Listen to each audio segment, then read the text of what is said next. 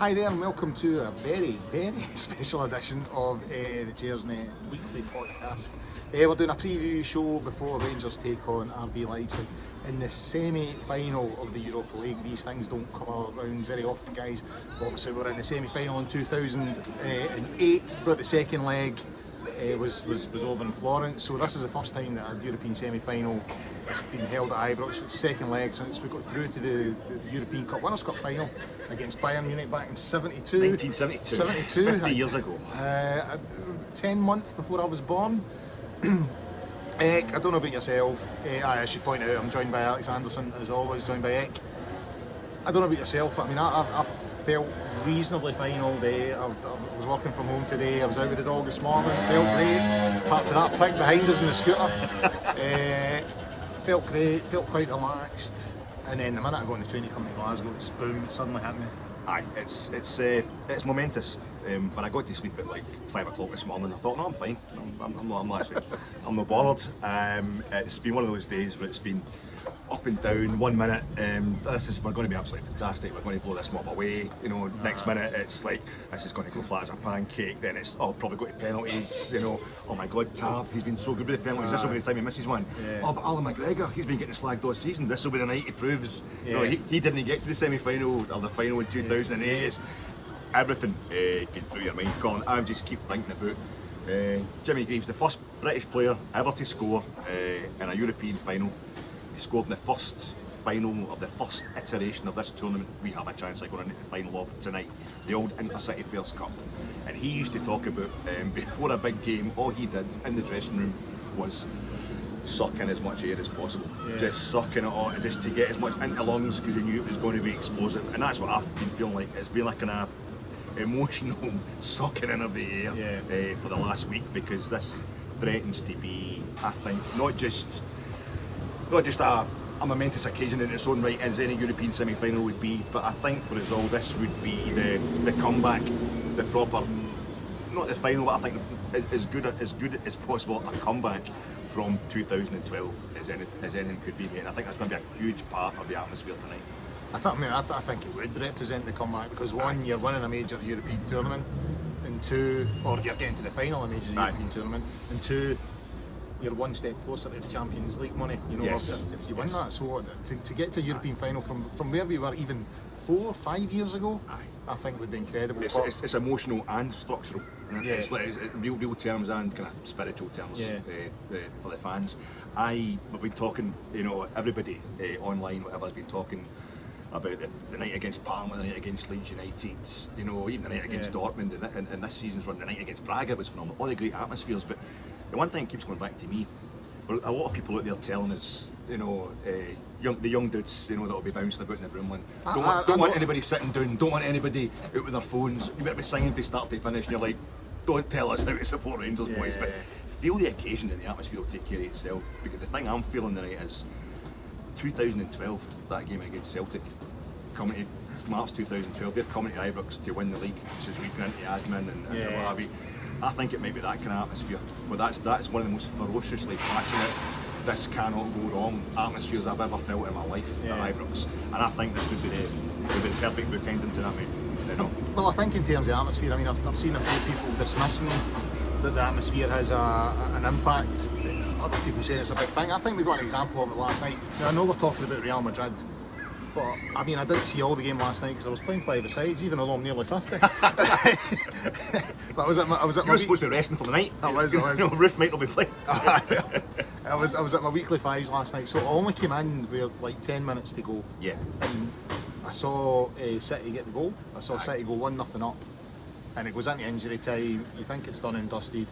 The minute Madrid got the equaliser, and the way the Bernabeu reacted, and we're talking about, I mean, Man City spent 100 million on one player in what's his name? Grealish. I was going to say Hargreaves there. Grealish. No, that's the level of investment in that squad. One player cost 100 million, and they froze. They absolutely froze the minute that stadium awoke and started to get behind them, to the point that 2 minutes later they've conceded another. Madrid are right back in it, goes to injury time. Now, I know we're underdogs tonight, but I think it does show that no matter who the opposition is, and I think we've seen it already this season at Ibrox, the teams have turned up and thought, what the fuck is this? You know, Aye. and it Yep. does. It definitely has an impact. Another thing I would really want supporters to do tonight is be patient. And when the first pass goes amiss, don't start the normal, oh, for fuck's sake, Rangers. You know what I mean? This is a time Aye. for properly getting behind the team tonight and really supporting them from the first minute to the last, because you know it could make the difference. Absolutely, and I think you're talking about Real Madrid and Benzema. Real Madrid's, if it's maybe a bit too exaggerated to relate that to Rangers, but I think it's now a situation where the phenomenon of European club competition this season is Benzema in the Bernabeu, but it's also James Tavernier and Ibrox. Certainly across Britain, I don't think there's anything this year. We're not Liverpool, probably the best team on the planet right now. You know, playing phenomenal football and what have you. That's the, you know, the mainstream media is maybe going to go for that. But I think in terms of just general football and cultural phenomena this season, Ibrox is it. Ibrox has just become one of these things that people, and even if we don't win the Europa League, you know, the main thing about the fans being behind the team tonight, even if we're losing, even if we lose this game, we don't go through. You know, we have become a walking advert for ourselves this season. You know, we signed Aaron Ramsey, what have you, he can put the word out to Juventus and you know all these kind of guys. But people all over this continent will see how well Rangers have performed, the clubs we've already put out, you know, and more than that, they will see the atmosphere at Ibrox and they'll think that's a place I want to go. I also think you see it in BT Sports coverage. You know, that camera That's become that's become a thing. I don't think there's any other ground in Europe got that at the moment. So yeah, but I mean, before we go on and talk about tonight, we have to mention Jimmy Bell. A bit of a gutter, really. I mean, as I said, I'm approaching 50. You know, I supported the club from the early 80s. Jimmy Bell has been part of that club for the majority of my Rangers supporting life. And it was a bit of a gutter to get that news. It was terrible. It almost felt like it was too early for the testimonials because it was such a shock. You know what I mean? And that's why I think James and Gary represented us really well, represented Gersnet really well with their pod last night. You know, we do send our condolences to Jimmy's family because it must be a terrible time for them. And it's no exaggeration to say it was one of those ones that we just thought it was a member of our family. Never met the guy, but it hit us like a ton of bricks. We're playing a club tonight. I think there's a lot of pretension and kind of hypocrisy behind a lot of the reasons people don't like RB Leipzig. But the one very good reason for not liking RB Leipzig is our ownership model, because just now clubs, fans want to have representation on the board. Jimmy Bell gave us representation in the dressing room, on the training field. You know, we knew there was somebody there getting every player who arrived at Rangers told what it was to be a Ranger. And I think as James touched on last night on the pod, to do that, he was one of the through lines from all the way through the promise of 2012, all the way through our time in the lower leagues. At a time we really needed that. I was always keen to say Ali McCoist, for me, deserves, you know, kind of hero status for a lot of things, but mostly because for a wee while in 2012 he was the club. You know, but Jimmy Bell was right beside him. You know, he's an absolute legend. And he does kind of represent that thing of, you know, you hear players talking about it, you hear, you know, chairmen and chief executives and all that talking about it, saying it's the staff, you know, the staff. And I think sometimes what they do can go unrecognised. I think 2012 is an example of when they did come to the fore, because, you know, a few of them lost their jobs and stuff like that. But I think Jimmy Bell is a sort of example of what people who you consider to be, you know, they're not a player, you know, they're not a chief exec, they're not a chairman, but they're a constant. They're just a constant, and everything that they do is all about making the club better. You know, and every single player that's been interviewed this week about him has said nothing but good things. And Jimmy Bell was very misrepresented from other supporters. I think it's fair to say that in terms of, you know, he was a bigot and all this shite that comes along with it. Yeah, if you support Rangers, you're a bigot these days. I know, but every single player that's come out and spoke, including people who grew up on the other side of the fence, you know, your Chris Bucks, your Neil McCanns, all of them have come out and said the guy, you know, he had a sort of rough exterior, but heart of gold. Heart of gold, I think. Which I think is what Rangers are about. You know, I think there's a lot of clubs out there who sell themselves as more than a club, or, you know, whatever. They paste that romantic facade onto themselves, and it covers up a lot of bitterness underneath. You know, and a lot of just kind of hardcore mercenary, you know, behaviour. I think the thing I've always loved about being a Rangers supporter is we're kind of the opposite. We're not going about singing "You'll Never Walk Alone" and making a big deal of friendships with people. You know, we've got this big bad rough reputation and somebody who But actually, when you get to know us, we're really lovely. You know what I mean? And I think Good I guys. think that's what it is, mate. There's no pretension. It's genuine affection. It's genuine love that will actually get somewhere. And I think Jimmy Bell just epitomised that. epitomises that. Yeah. So yeah, condolences to Yes, your to you, family Jimmy. and all that. Yeah, absolutely. So on to the game. Aye, mate. Do you think Roof's fit? I think he is. I've got a wee feeling. I think he's fit. I think whatever Gio's doing, Gio is certainly sending a feint to Tedesco. Yeah. You know, he's either unfit and Gio doesn't want him knowing that, or he's fit and Gio doesn't want him knowing that. He's keeping it quiet. And if he is, I know there's a slight worry that if he is, he's maybe not match fit enough. You know, he's only missed a couple of games. But the one thing of this Rangers team this season, Colin, I've started noticing in the last few months, we've got a real heft about it, a real texture to us now. And I think it's because we're a quick study. I think we said in the pod on Friday night, talking about going to Parkhead, you know, even Scott Wright, he was getting a slagging last Thursday in the first leg. Yeah. He was leading the line in Europe, and then you saw his contribution to that goal. Firing the fast balls in and be ready for the next ball back to fire it back on Sunday at Parkhead against our toughest opponents at the toughest venue.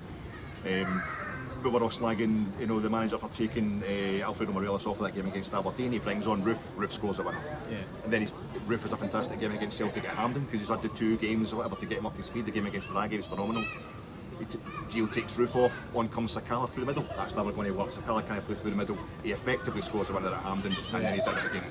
So I'm quite confident. I'm fairly, even if he's not playing, we need him. We totally need him. We need that target man.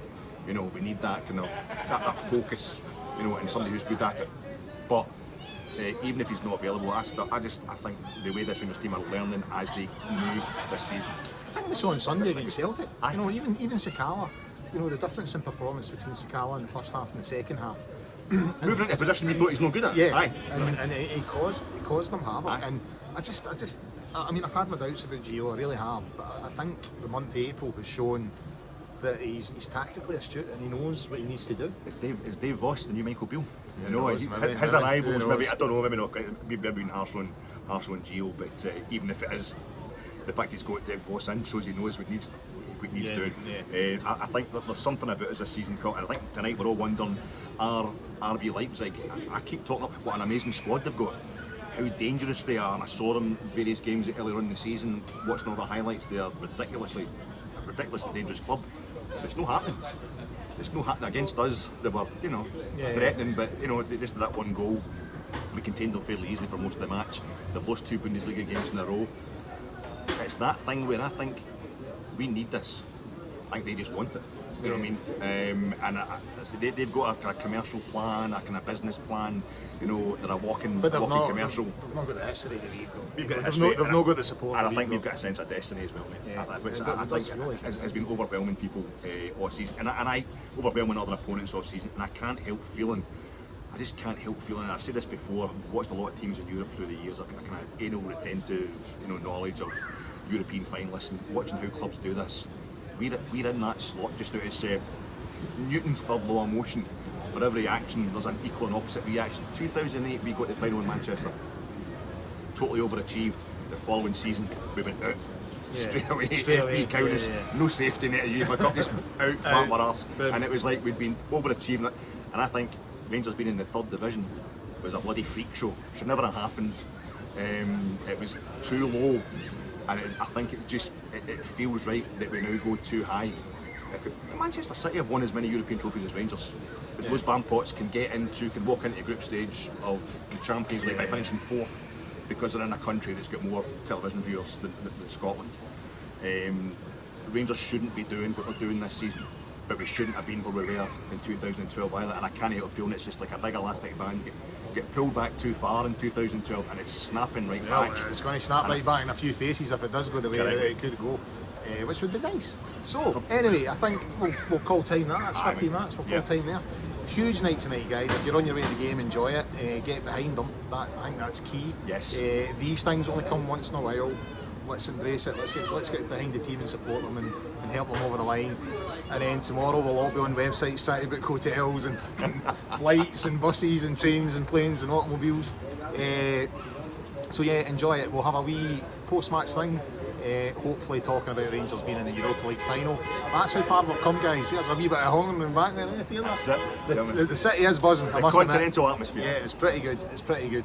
So enjoy the night, guys. We'll see you after the game, win or lose. Bye for now.